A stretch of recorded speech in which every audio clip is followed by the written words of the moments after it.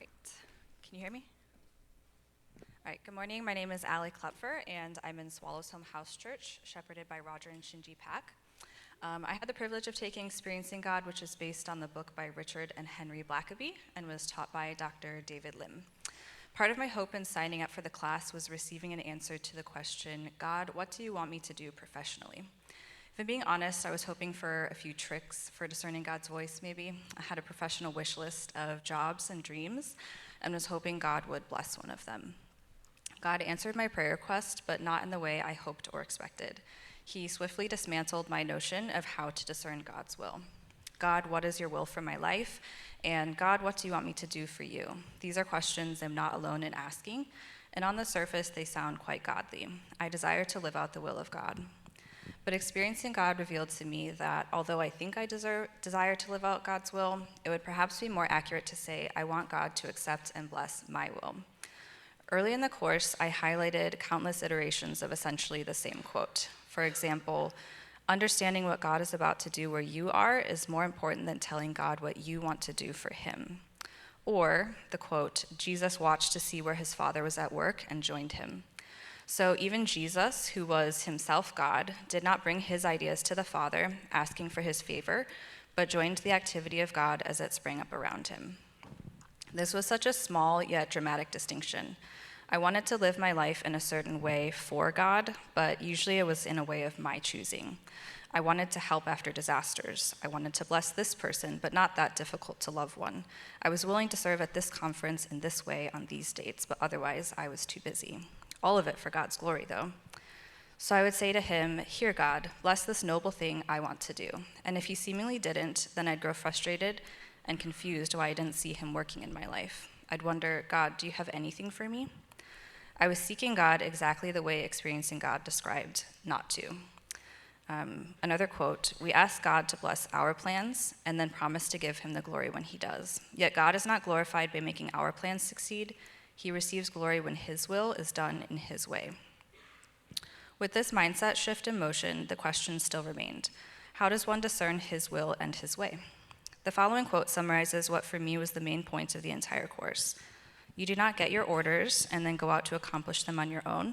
You relate to God, respond to him, and adjust your life to him so that from your relationship with him, he does what he wants to do through your life. So there is no shortcut or method, no trick for discerning his voice. The only way is a dynamic, personal love relationship with God, walking with him intimately so you recognize his voice with increasing clarity and promptly obey. Literally walking with God for 30 minutes was one of the assigned activities. As time passed on my walk, I grew frustrated and anxious, feeling pressured to come away with some big revelation or answer. But then I realized what would happen in my human relationships if I always showed up with my own agenda, urgent questions I needed answered, favors I needed done, or if I unloaded every concern in my head without pausing to listen, yet expecting it to be fixed and pronto. If that was the entirety of my relationship with a person, it wouldn't be a very strong or sincere one. I'd be using them, not relating to them. So why would it be any different with God?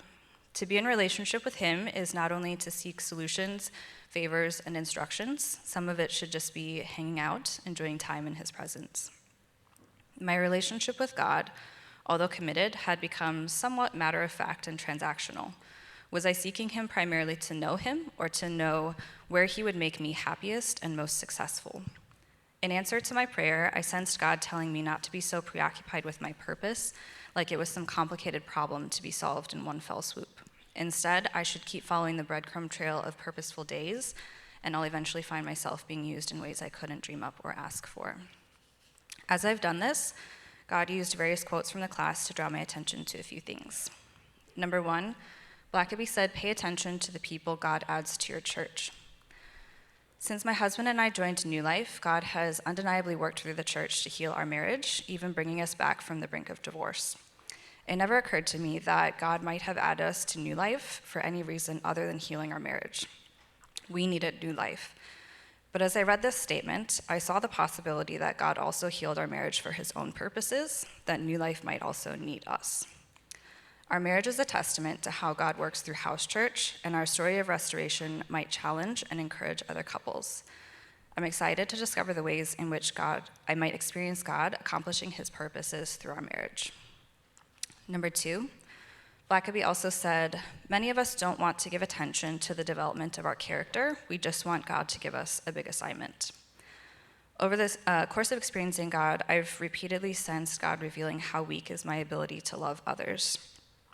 During the class, I led the Maui mission trip, and although it was an overall amazing opportunity, I easily grew frustrated with the actions of other volunteers.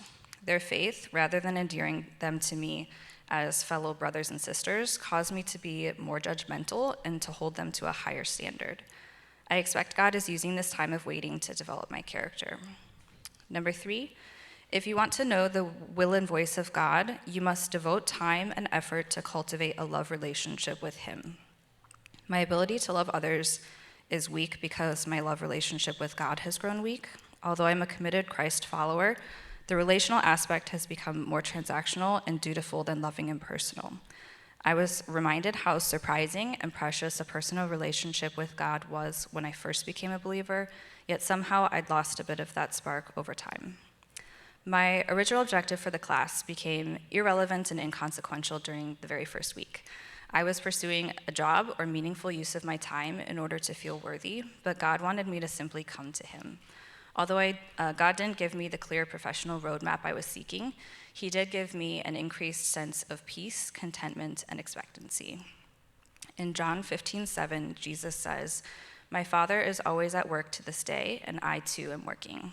Experiencing God teaches us that God is always at work around us, so I recommend this class to everyone, but especially to those who, like me, are trying to figure out how to recognize the activity of God around us and to join Him in His work. Thank you.